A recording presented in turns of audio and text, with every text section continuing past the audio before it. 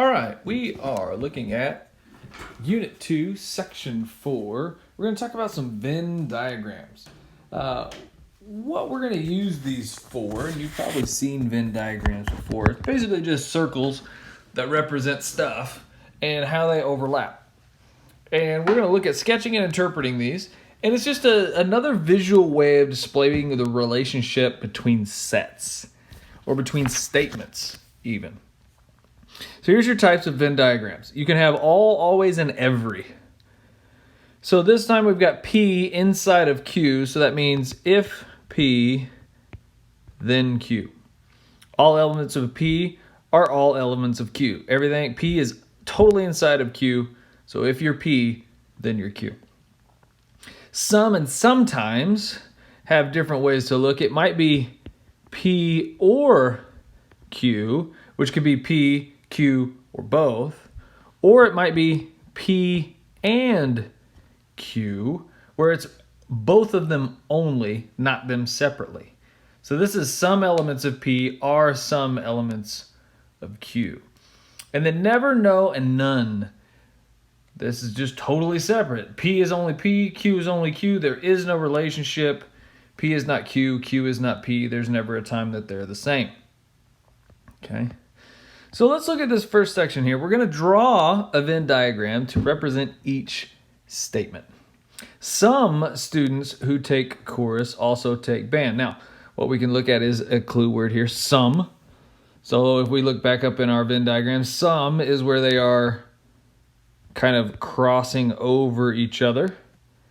And if we call this one, if we did like C for chorus, did B for band, that would be where they are some.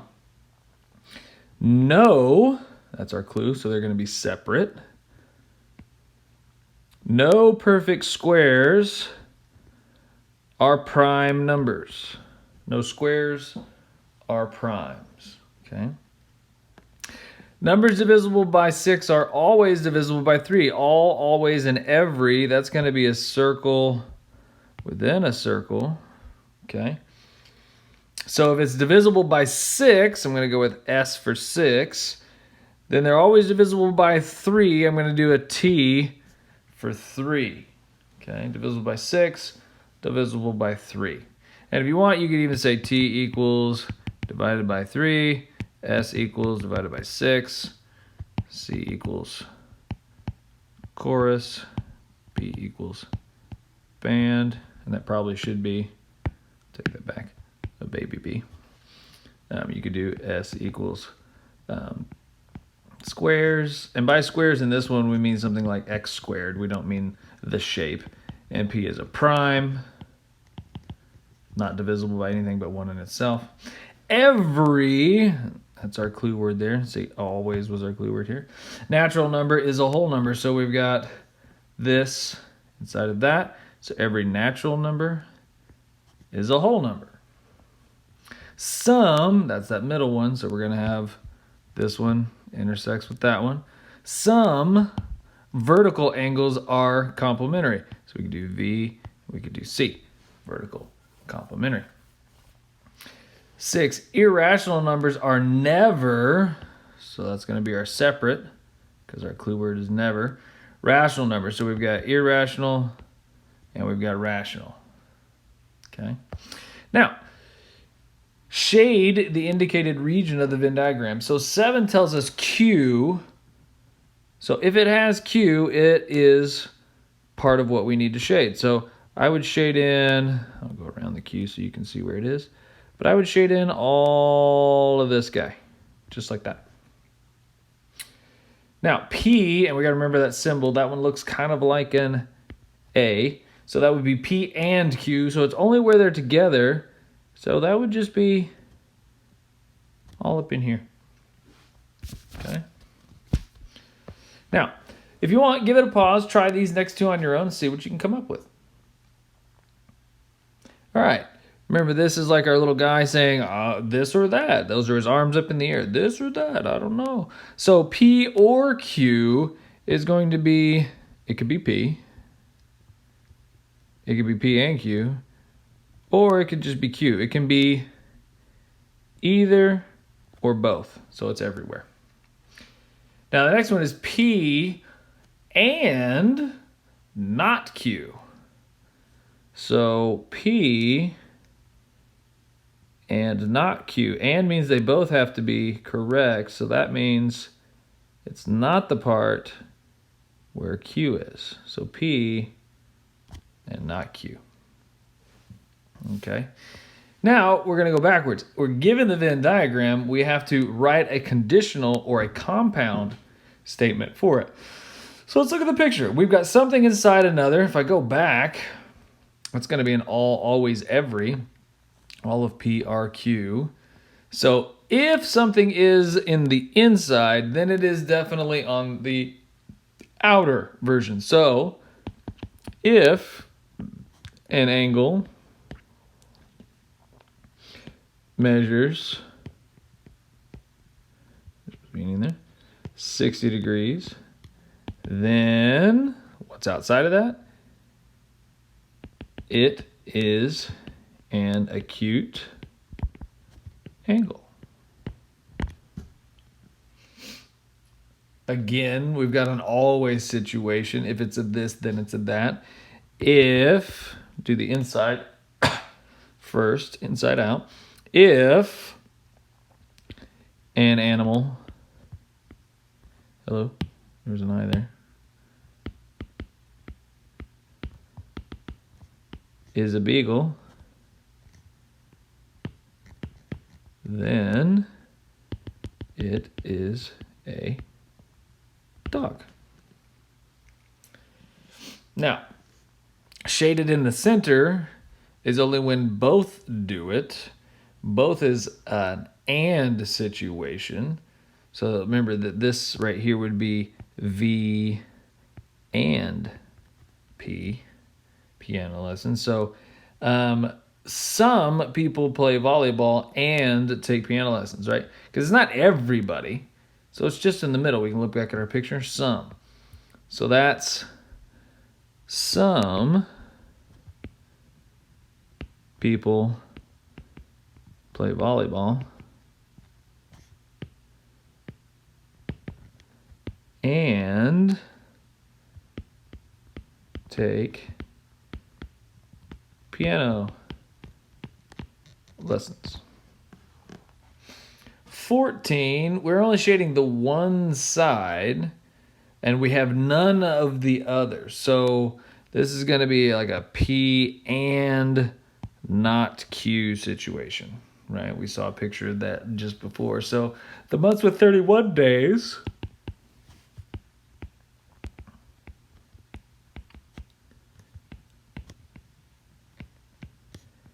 and not the months that start with J.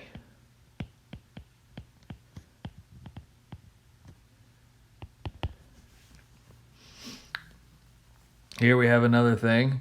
This time we've got Q and not P, or F and not A, if you're doing a freshman in art class.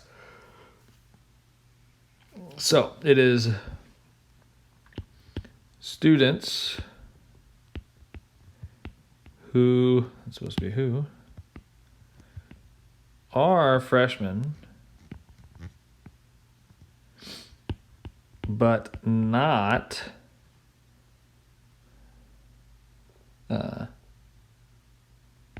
in art class or take art class. So they have to be a freshman, but they can't be in art. And then 16, it's the whole thing. And if we go back up and look at when it was the whole thing, we have a shady one there. It's P or Q. Okay. So we could say P or Q. So it's this or that. So numbers that are multiples of 7 or even numbers. Okay. And that's kind of what we're doing. We're just taking these compound statements or taking these conditional statements and turning them into picture forms, or vice versa, going the other way. So let's look at some more examples. Let's see how it might turn into more math or number type situations. You'll see those on some standardized tests. So the Venn diagram below shows the number of senior boys who play football or wrestle. Okay. It's got the or in there. How many senior boys play football and wrestle? They need to do both. Both is in the middle, right in here. And so that would be 9. Okay. How many senior boys play football but do not wrestle? So you got to not count the wrestling part, but that was weird. You got to not count the wrestling part, but count the football part. So that's all up in this business. That'd be 18. How many senior boys play football or wrestle? That's the whole way across. So 18 and 12. Let's see, the 8 and the 12 makes a 20, plus another 10 makes 30, plus 9 in the middle would be 39. That's all of them. And how many senior boys wrestle? Well, these guys wrestle and play football, and these guys wrestle. So it's all of those guys together, which would then be 21. Okay. Now, there's niftily 4 of these. I'll do 2, and then you can try 2, and then come back and see how it goes. So let's keep going. The Venn diagram below shows the number of people at the gym signed up for yoga or aerobics. Now, we've got all these little numbers outside the box, right? Let's see if we can do my little laser pointer right here, or back on the last one right here. Those are people that go to the gym in this case, but don't do yoga or aerobics. So there's even more people than just the ones that do yoga or aerobics. But how many people are signed up for a yoga class? Well, that would be these guys and technically those guys, because they're both signed up for both. So we're going to put those together, and we get, let's see, 60 and 20 is 80, plus 12 would be 92. Good. How many people are signed up for yoga or aerobics? Well, that's these guys and those guys and those guys. So it's 92 plus 89, which would be 170. So 181 is what I get. How many people are signed up excuse me, for aerobics but not yoga? So that's this thing. Well, nope, we're going to cut that out actually. Not yoga, but aerobics, that's all of this. So that would just be 89. And then lastly, how many people belong to the gym? Well, all of these people do, and all of these people that don't do yoga or aerobics. So we would add all of those together. Let's see, let's pull out a calculator here. I'm going to use the Desmos calculator. Let's see, 68 plus 24 plus 89 plus 575, 756. So, whoop, hello. 756 people go to the gym. All right, now give it a pause. Try number 3 and 4, and then come back and let's see how you do.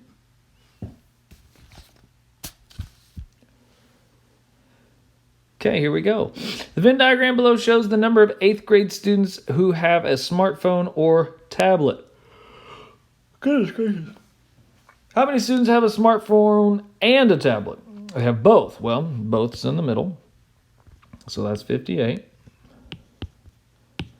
How many students do not have a smartphone or tablet? Okay, well, let's think about that. Do not have a smartphone or a tablet. Well, that means that if they have a smartphone, a tablet, or both, they're not part of this. So that's the people on the outside, which is 117. How many 8th grade students are there? Well, that's everybody in total. So we got to add 116 plus 58 plus 29 plus 117. So that gives me 320. How many students have a tablet? Well, the bothys do and the tableties do. So that's 58 and 29. That's not what I wanted. Go away, you. Cool. So we got 58 plus 29. which is just 30, which would make it 88 minus 1 would be 87. Okay, good. My math works, and so does the calculator. How many students have a smartphone but not a tablet? Okay, so the tablets don't count, so we got to draw a line there, and then it's just the smartphones. So that's 116. The one below here shows the number of sophomores with Facebook, Twitter, and Instagram accounts. How many sophomores just have a Facebook account? Just Facebook. So that means exclude everything else. That'd be 124. Okay.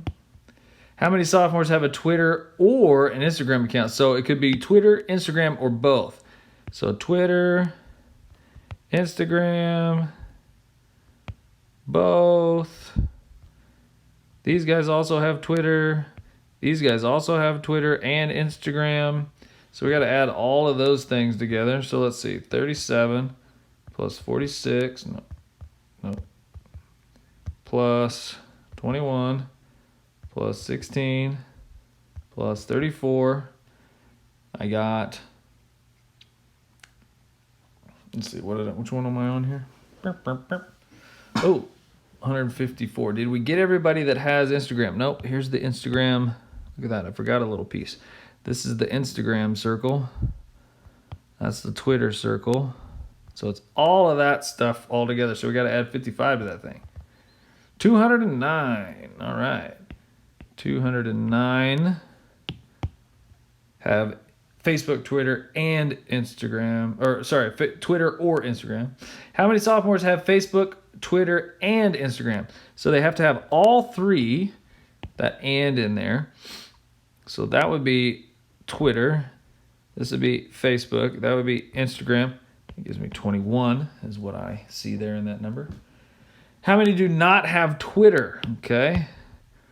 Let's draw a line around Twitter. So that would be a no-go in the Twitter zone. That's everything else. So 124, 55, and 34. 124 plus 55 plus 34. I got 213. Is that right? Do not have a Twitter account. Let's see. These guys don't count because they have Twitter, they have Twitter, they have Twitter, they have Twitter. So I got 124 plus 55 plus 34. I get 213. Now, if I look at my key, person that did this question says that it is actually 241. If I take away 213, that's saying a 28. I don't even know how you would get 28 because none of those numbers are 28. None of them add to 28. Oh, look at the corner. 28 people don't have all three of them. That's why. Look at that thing. Don't forget the corners. It's everybody that has a Facebook and an Insta but not a Twitter, but also the people that don't have all three. They also don't have a Twitter. Don't forget about the outliers. Those are important. And also, don't forget to check your key. Oh, that's not a 28 there. Look at that. Should have been this one, which is 241. The 124, the 55, and the 34 all combined to be 241. And let's look at that last piece. How many students do not have a Facebook and Instagram account? Okay. So they can't have Facebook. So this is out. They can't have Instagram.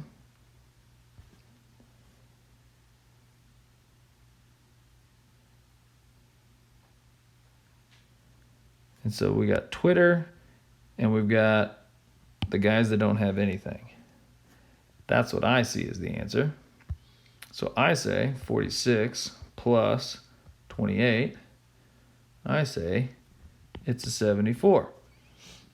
How many students do not have a Facebook and Instagram account. Oh, don't forget, and is just where they are together.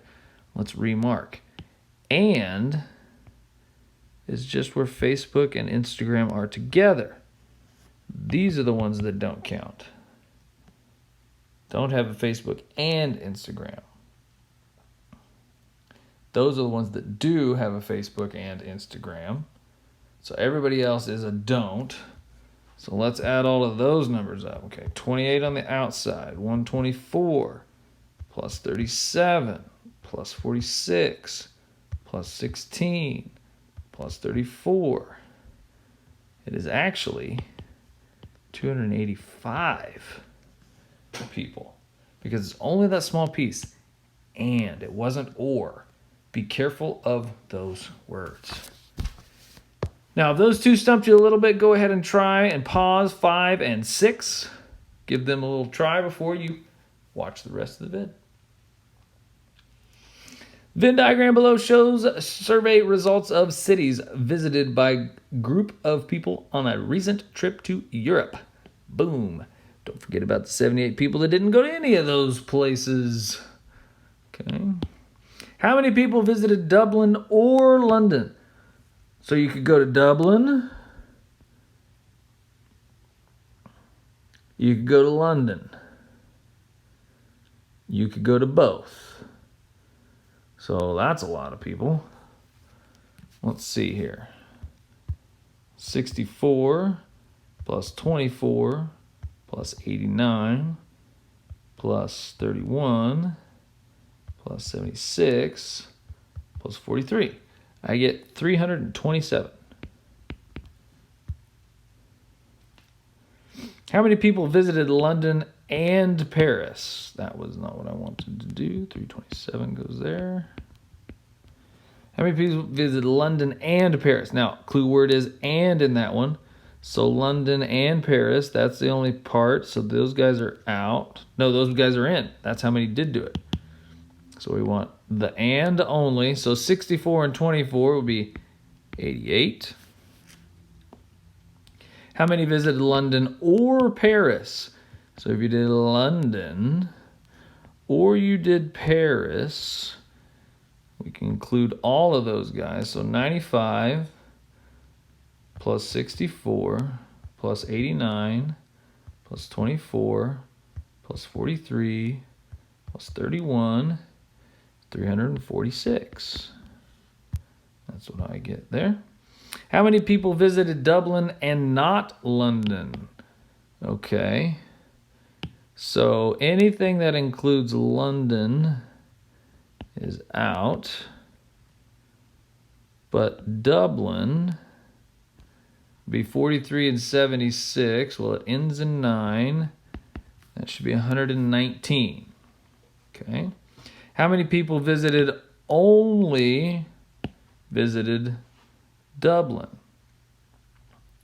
So that means they only went to Dublin. So that means we can't include anything else. So that would just be the 76. Okay. How many people visited Dublin and Paris? So you got to do the Dublin part and you got to do the Paris part, but only that piece, which would be 67 people. Adding those together. How many people visited all 3 cities? Well, you got to get some London, you got to get some Paris, and you got to get some Dublin. That'd be this one. 24. How many people visited London? Well, we just do the London circle. So that's 64. That's a 5. Plus 89. Plus 24. Plus 31. That would be 208. And how many people took the survey? Well, that's everybody on the entire survey. So we got to do all of the numbers. So 95 plus 64 plus 89 plus 24 plus 31 plus 43 plus 76 plus 78. 500 people took the survey. On a recent field trip to Cedar Point, students reported which roller coasters they went on. The Venn diagram below represents the results of the survey. Same stuff. How many students just went on the Maverick? So nothing else gets included, only the Maverick. 27. How many students went on the Blue Streak or the Millennium Force? Well, Millennium Force, this one. Blue Streak, that one. And we get an or, so all of them count. So 24 plus 10 plus 14 plus 21 plus 19 plus 38 should be 126. How many students went on the Millennium Force and the Maverick? And means they have to be together only, so that's just where they intersect. And that would be 14 plus 19. We got the calculator out. Let's just type it in right. That'd be 33. Very good. How many students went on the Blue Streak? Well, people that did more than that also count. So we got 24 plus 10 plus 14 plus 21. 69 people. And last but not least, how many students went on the Blue Streak and Maverick but not the Millennium Force? So we want Blue Streak, Millennium Force is out. So if you did this, that, and that, so that would be 10, because that's where they intersect. And it actually was the least, even though it was last. And that's how we do Venn diagrams and conditional statements and compound statements.